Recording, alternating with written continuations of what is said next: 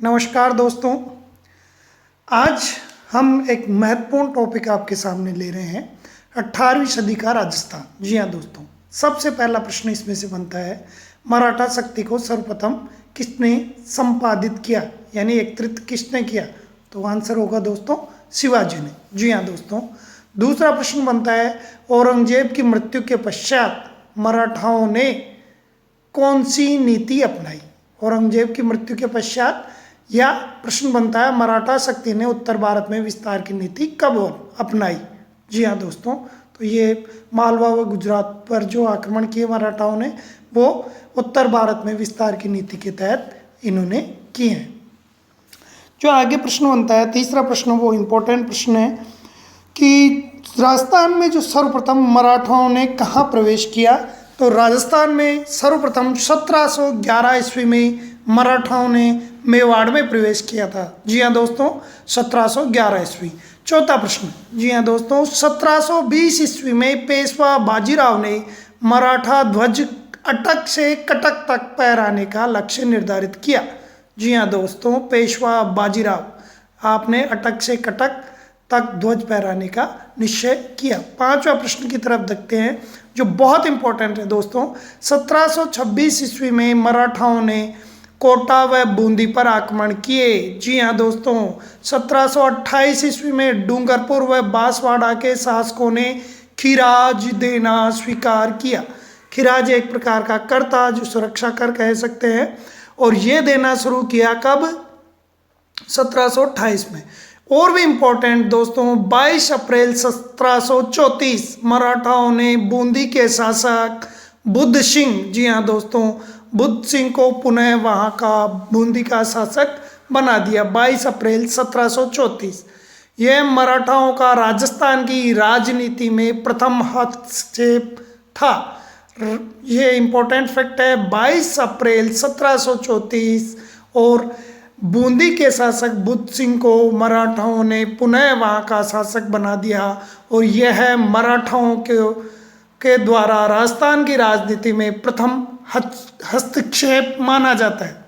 जी हाँ दोस्तों, और यही कारण रहा कि जिसके कारण हुडा सम्मेलन की पृष्ठभूमि, ये सभी प्रश्न हैं जिनके कारण हुडा सम्मेलन बुलाना आवश्यक हो गया, क्योंकि शासक भयभीत होने लगे और उन्होंने मराठाओं के विरुद्ध ठोस नीति बनाने का निर्णय इसीलिए लिया। जी हाँ दोस्तों, ये प्रश्न बहुत इंपॉर्टेंट बन जाता है। हुडा सम्मेलन, हुडा एक जगह का नाम है जो भीलवाड़ा में स्थित है, और इसीलिए यहाँ पर सम्मेलन हुआ, और इसीलिए इस सम्मेलन को हुडा सम्मेलन के नाम से जाना जाता है। हुडा नामक स्थान कहाँ पर है? तो भीलवाड़ा में है दोस्तों। ये आपका 7वां प्रश्न हो गया है। और राजस्थान में राजपूत राजाओं ने ये आयोजित हुडा सम्मेलन जो आहूत किया, और ये क्यों किया? मराठाओं की बढ़ती शक्ति और उनके हस्तक्षेप को रोकने के लिए। 17 जुलाई 1734 डेट अच्छी तरह से आप ध्यान ले लें। हुडा सम्मेलन कब आयोजित हुआ? 17 जुलाई 1734 को। जी हाँ दोस्तों, राजपूत राजाओं द्वारा किया गया ये सम्मेलन है 17 जुलाई 1734 को। हुडा भीलवाड़ा में एक सम्मेलन बुलाया है। जी हाँ दोस्तों, मराठाओं की बढ़ती शक्ति रोकने के लिए 17 जुलाई 1734 में, और जिसकी अध्यक्षता, मोस्ट इम्पॉर्टेंट फैक्ट है, ये 10वां प्रश्न है इस वीडियो का, इसकी अध्यक्षता मेवाड़ के महाराणा जगत सिंह द्वितीय ने की। हुडा सम्मेलन की अध्यक्षता किसने की? तो मेवाड़ के महाराणा जगत सिंह द्वितीय द्वारा इसकी अध्यक्षता की गई है। ये 11वां प्रश्न आपका बनता है। इसमें कौन कौन शामिल हुए, कौन शामिल नहीं हुए, या इनमें से जिन्होंने हुडा सम्मेलन में भाग नहीं लिया, इस तरह का प्रश्न पूछा जाता है। तो इसमें आमेर के सवाई जय सिंह, जोधपुर से अभय सिंह, नागौर से भक्त सिंह और कोटा के महाराव दुर्जन साल आदि शासकों ने भाग लिया। इस तरह ये 4 प्रश्न आपके और बन जाते हैं, और ये इस वीडियो के 15 प्रश्न आपके तैयार हो गए हैं। इस सम्मेलन में एक अहमदनामा तैयार किया गया। जी हाँ दोस्तों, अहमदनामा किसे कहते हैं? ये 16वां क्वेश्चन आपके लिए। अहमदनामा एक इकरारनामा या एक शर्त पत्र है। इकरारनामे को अहमदनामा कहा जाता है शर्त पत्र को, जो इस सम्मेलन के लिए एक अहमदनामा तैयार हुआ और बहुत ही अच्छा अहमदनामा या इकरारनामा था। इसमें यह निश्चित किया गया एक दूसरे के साथ मिलकर रहेंगे, एक का शत्रु व मित्र दूसरे का शत्रु व मित्र होगा। जी हाँ दोस्तों, अगले प्रश्न की तरफ चलें तो वर्षा ऋतु के पश्चात रामपुरा में सभी एकत्रित होंगे, किंतु ये सभी शर्तें कागजों तक ही सीमित होकर रह गई, इनकी कोई पालना नहीं की गई। तो इस तरह आप 18 प्रश्न अब तक पढ़ चुके हैं दोस्तों। आगे अपन देखते हैं, राजपूत जो जाति है, भाषा, रीति रिवाज, परंपरा समान थे, लेकिन एकता का उनमें अभाव था। सबसे इम्पोर्टेंट फैक्ट, हुरडा सम्मेलन के असफल होने के आमेर के सवाई जयसिंह की उदासीनता व निर्णयों की अस्पष्टता ने मराठाओं के विरुद्ध नीति को असफल बना दिया। जी हाँ दोस्तों, इससे मराठाओं का राजस्थानी शासकों पर प्रभुत्व बढ़ता गया। सवाई जयसिंह की उदासीनता इसके लिए जिम्मेदार मानी जाती है। पेशवा बाजीराव ने, इम्पोर्टेंट है, राजस्थान नीति का आकलन करने के लिए अपनी माता राधाबाई को भेजा। बहुत इंपॉर्टेंट फैक्ट, अपनी माता राधाबाई को 1735 ईस्वी में, जी हाँ दोस्तों, 1735 ईस्वी में राजस्थान में तीर्थ यात्रा पर भेजा। राधाबाई कौन थी? पेशवा बाजीराव की माता। कब आई? 1735 में, यानी हुरडा सम्मेलन के एक साल बाद में। अपनी माता के सम्मान सहित सकुशल लौट जाने पर पेशवा बाजीराव ने अगले ही वर्ष राजस्थान के दौरे पर आए और यहाँ से चौथ वसूली की। चौथ एक प्रकार का कर ही है, जो आपको आगे मैं इस जो अपने शाब्दिक परिभाषा समझाएंगे वहाँ पर इसको लेते हैं। तो इस तरह इस पैसेज में से 4% या 5% और बन गए हैं और अपन लगभग अब तक 21 प्रश्न अच्छी तरह से तैयार कर चुके हैं। जी हाँ दोस्तों, आप इन प्रश्नों को किस में लिख सकते हैं? नोटबुक में नोट कर सकते हैं, या इस वीडियो को पुनः आप देख सकते हैं। आप चैनल को लाइक, शेयर और सब्सक्राइब जरूर करें। अगली तरफ चलते हैं दोस्तों। 22वां प्रश्न, राजस्थान के उत्तराधिकार संघर्ष कब से कब तक हुआ? तो राजस्थान में मराठाओं की भूमिका के संदर्भ में 1743 ईस्वी से शुरू होकर, जी हाँ दोस्तों, 1750 ईस्वी तक उत्तराधिकार संघर्ष मराठाओं की भूमिका के संदर्भ में अपन पढ़ते हैं। ये 22वां प्रश्न है आपका। और आगे अपन चलें तो 18वीं शताब्दी में राजस्थान के राजपूत शासकों में उत्तराधिकार के लिए संघर्ष होने लगा और यही कारण था कि मराठाओं को उत्तराधिकार के निर्णय में दखल का अवसर मिल गया। वीडियो में से 23वां प्रश्न बहुत इंपॉर्टेंट है दोस्तों। जयपुर उत्तराधिकार संघर्ष। उदयपुर के महाराणा अमर सिंह द्वितीय की पुत्री थी चंद्र कुंवर बाई और आपका विवाह सवाई जयसिंह के साथ 1708 में हुआ। जी हाँ, चंद्र कुंवर बाई जो कि महाराणा अमर सिंह द्वितीय की पुत्री थी, उदयपुर के महाराणा अमर सिंह द्वितीय की पुत्री, 1708 में आपका विवाह सवाई जयसिंह के साथ हुआ। लेकिन शर्त भी थी। जी हाँ दोस्तों, मेवाड़ की राजकुमारी यानी जो चंद्र कुंवर बाई है, उससे उत्पन्न पुत्र ही, सवाई जयसिंह और चंद्र कुंवर बाई से उत्पन्न पुत्र ही, ये शर्त इंपॉर्टेंस रखती है, सिंहासन पर बैठेगा। जी हाँ दोस्तों, इस तरह आपका ये 25वां प्रश्न हो जाता है। आगे अपन 26वें प्रश्न की तरफ चले तो सवाई जयसिंह की मृत्यु 1743 ईस्वी में हुई। तब मेवाड़ की राजकुमारी चंद्र कुंवर बाई से उत्पन्न पुत्र माधो सिंह ने, जी हाँ दोस्तों, माधो सिंह ने अपने मामा महाराणा जगत सिंह द्वितीय के सहयोग से, माधो सिंह किनका पुत्र था समझ में आ रहा है? मामा महाराणा जगत सिंह द्वितीय हो ही गए हैं। इन्होंने सवाई जयसिंह के ज्येष्ठ पुत्र ईश्वर सिंह को चुनौती दी। जी हाँ दोस्तों, इस तरह आपके 30 प्रश्न पूरे हो गए हैं। यहाँ तक सवाई जयसिंह के ज्येष्ठ पुत्र ईश्वर सिंह को चुनौती माधो सिंह ने दी, मामा महाराणा जगत सिंह द्वितीय के सहयोग पर दी। अब इसमें क्या होता है? मराठा सरदार मल्हार राव होलकर, नाम याद करें दोस्तों। 31वां प्रश्न, मराठा सरदार मल्हार राव होलकर आपने माधो सिंह का पक्ष लिया। ईश्वर सिंह व माधो सिंह के मध्य राजमहल और बगरू में युद्ध हुए। ध्यान दे दोस्तों, ये भी इंपॉर्टेंस रखता है, राजमहल और बगरू में युद्ध क्यों हुए? जयपुर उत्तराधिकार संघर्ष के तहत हुए। राजमहल टोंक में है और बगरू जयपुर में है। जी हाँ दोस्तों, तो यहाँ पर वर्तमान परिस्थिति में राजमहल टोंक, बगरू जयपुर में है। इस तरह आपके 4 प्रश्न और हो जाते हैं और प्रश्न हो गए हैं 35। अपने सेनापति हर गोविंद नाटाणी की कुटिलता के कारण, जी हाँ दोस्तों, ईश्वर सिंह का हार का कारण क्या है? हर गोविंद नाटाणी, जो कि सेनापति है ईश्वर सिंह का। ईश्वरी सिंह कौन? ईश्वर सिंह सवाई जय सिंह के ज्येष्ठ पुत्र। और ईश्वर सिंह को इस कारण से, उनकी कुटिलता के कारण से आत्महत्या का निर्णय लेना पड़ा। जी हाँ दोस्तों, बहुत इंपॉर्टेंस रखता है ये प्रश्न भी। और माधो सिंह मराठाओं के सहयोग से जयपुर का शासक बन गया।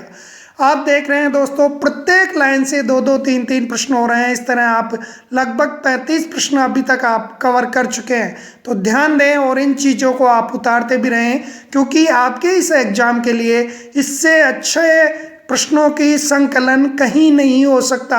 सेनापति हर गोविंद नाटाणी ईश्वर सिंह का है और उसी के कारण ईश्वर सिंह को आत्महत्या करनी पड़ी है। हुड्डा सम्मेलन को अपन अच्छी तरह से देख चुके हैं। जयपुर उत्तराधिकार संघर्ष आपके समझ में आ गया है। माधो सिंह मराठाओं के सहयोग से जयपुर का शासक बन गए हैं। जी हाँ दोस्तों, अब आगे अपन चलते हैं। जयपुर उत्तराधिकार संघर्ष के उपरांत किस पर चलेंगे, इसमें इंपॉर्टेंस देख लें। चंद्र कुंवर बाई, सवाई जय सिंह 1708, 1743 और महाराणा जगत सिंह, ईश्वर सिंह। अब अपन चलते हैं जोधपुर उत्तराधिकार संघर्ष की तरफ। जयपुर की बात ही जोधपुर उत्तराधिकार संघर्ष, इसमें भी मराठाओं ने हस्तक्षेप किया। वहाँ शासक थे राम सिंह और भगत सिंह। किनके मध्य उत्तराधिकार संघर्ष है जोधपुर का? ध्यान दे, राम सिंह और भगत सिंह दोनों ही मराठा सहायता के प्रयास में जुट गए। पेशवा, सिंधिया व होलकर के हस्तक्षेप बढ़ गए और राम सिंह को आधा राज्य मिल गया। मारवाड़ का विभाजन ही नहीं हुआ, बल्कि उसकी आर्थिक दशा भी शोचनीय हो गई। व्यापार, उद्योग धंधे, कृषि सब नष्ट हो गई। और इस तरह जोधपुर उत्तराधिकार संघर्ष का जो खामियाजा जोधपुर को भुगतना पड़ा। तदुपरांत हम देखते हैं, जी हाँ दोस्तों, ये ध्यान दे लें, राम सिंह, भगत सिंह, जोधपुर उत्तराधिकार संघर्ष हुआ। पेशवा, सिंधिया व होलकर का हस्तक्षेप रहा और राम सिंह को आधा भाग मिला। मेवाड़ का उत्तराधिकार संघर्ष 1761 ईस्वी में महाराणा राज सिंह द्वितीय की मृत्यु होने पर हरि सिंह, जी हाँ दोस्तों, मेवाड़ का राज सिंहासन पर कौन बैठे? हरि सिंह, महाराणा राज सिंह द्वितीय की मृत्यु होने पर। इसके कुछ समय बाद मेवाड़ की गद्दी के 2 दावेदार हो गए, एक हरि सिंह और दूसरा रतन सिंह। दोनों ही वही मराठा सहायता के पक्षधर रहे और गृह युद्ध में मराठा हस्तक्षेप होने लगा और मेवाड़ की भी प्रगति अवरुद्ध हो गई। तो दोस्तों, मेवाड़ का संघर्ष, उत्तराधिकार संघर्ष हरि सिंह और रतन सिंह के मध्य हुआ है। और ये जो जिसको कहें, ये जो सारी परिस्थितियां ये अंग्रेजों के अनुकूल होती गई और अंग्रेज संधियों के द्वारा राजस्थान में बहुत अल्प समय में ही चारों तरफ उन्होंने अपना अधिकार कर लिया। जी हाँ दोस्तों, अंग्रेज व संधियाँ। हम मुगल साम्राज्य के पतन के बाद और यह अराजकता, इस कारण से अंग्रेजों की तरफ सामंतों का, शासकों का सबका झुकाव हुआ। अंग्रेज पहले ही शक्ति के विस्तार व राजनीतिक लाभ प्राप्त करने के इच्छुक थे और इस तरह उन्होंने राजपूत शासकों से मैत्री कर ली। 1817 से 1818 ईस्वी में राजपूत शासकों ने अंग्रेज सरकार से संधियां शुरू की। ये लगभग अपना 50वां प्रश्न बन रहा है। राजस्थान के राज्यों में सर्वप्रथम 29 सितंबर 1803 को भरतपुर राज्य ने अंग्रेजों के साथ संधि स्वीकार की। कितना इंपॉर्टेंस रखता है? 29 सितंबर 1803 भरतपुर राज्य प्रथम संधि।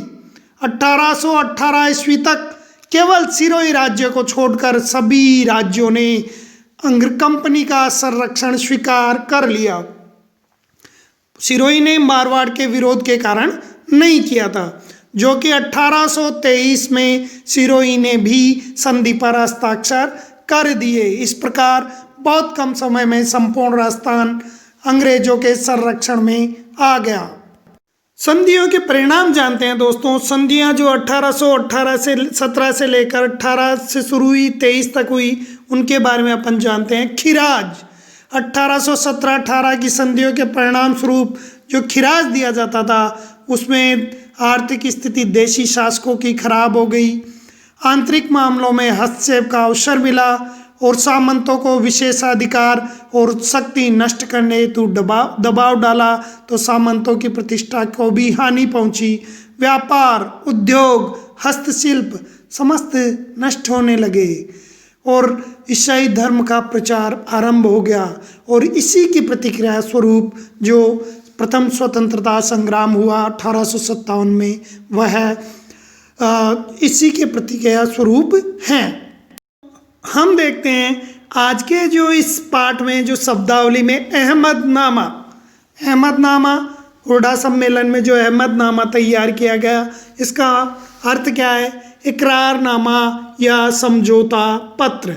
हुर्डा सम्मेलन, जी हाँ दोस्तों, भीलवाड़ा में जो आयोजित हुआ राजपूत राजाओं द्वारा। पुनः आप हुर्डा सम्मेलन को अच्छी तरह से देख लें। चौथ मराठाओं द्वारा अन्य शासकों से लिया जाने वाला सुरक्षा कर। जी हाँ दोस्तों, पुनः मैंने खिराज को पूर्व में सुरक्षा कर बोला होगा शायद, ध्यान दे लें। खिराज कृषि भूमि पर लगने वाला कर है। चौथ मराठाओं द्वारा अन्य शासकों से लिया जाने वाला सुरक्षा कर है। इन तीनों शब्दों को अच्छी तरह से आप देख लें और इस तरह अपने प्रश्न हो जाते हैं 53। अब तक लगभग अपन 50 से अधिक प्रश्न इस छोटे से वीडियो के माध्यम से हम देख चुके हैं। पेशवा बाजीराव की मराठा नीति क्या थी? इस प्रश्न को आप अच्छी तरह से दिमाग में बैठा लें। पेशवा बाजीराव की मराठा नीति क्या थी? जी हाँ दोस्तों, आप एक बार रिवाइंड करें। राजस्थान में मराठाओं ने सर्वप्रथम कब व कहाँ प्रवेश किया? आपको तुरंत याद होना चाहिए, तुरंत आपको उत्तर देना चाहिए। अगर आप उत्तर देने में हिचकिचा रहे हैं तो इस वीडियो को पुनः देखें। जी हाँ दोस्तों, ये प्रश्न ऐसे प्रश्न हैं जो प्रश्न आपकी इस प्रतियोगी परीक्षा में सफलता की गारंटी है, सफलता के लिए आवश्यक है।